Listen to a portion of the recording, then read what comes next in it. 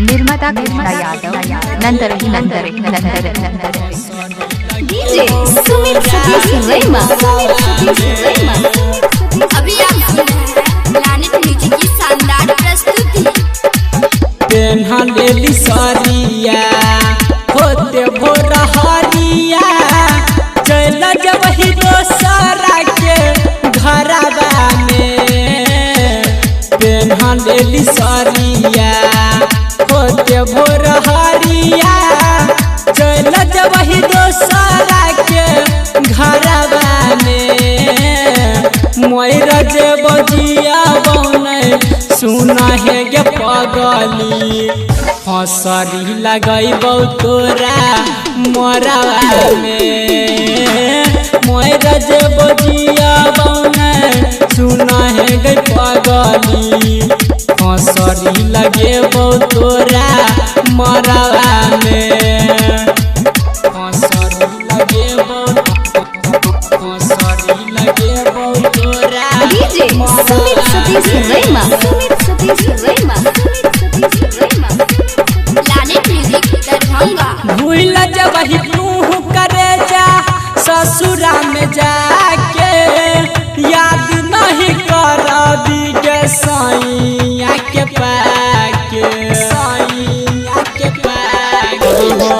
भूल जब ही तू करे जा ससुरा में जाके याद नहीं करबी गे सैया के पाके। सुना ना गे सोना गे हमारा जानू भटकबौ सुन हम दुआरबा में। मोर जे बजिया बने सुना है गे पगली हंसरी लगैबौ तोरा मोरवा में। मोर जे बजिया बने सुना है गे पगली हंसरी लगेबौ तोरा मोरवा में। हंसरी लगेबौ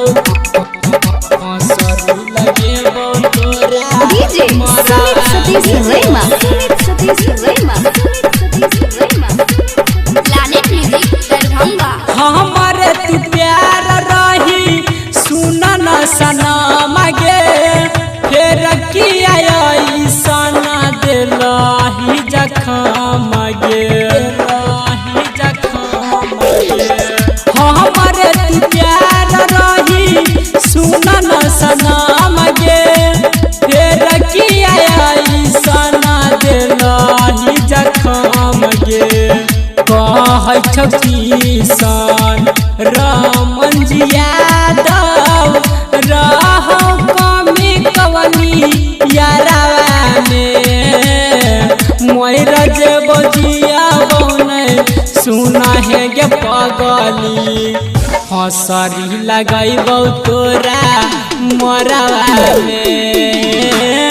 मोर जे बजिया बने सुना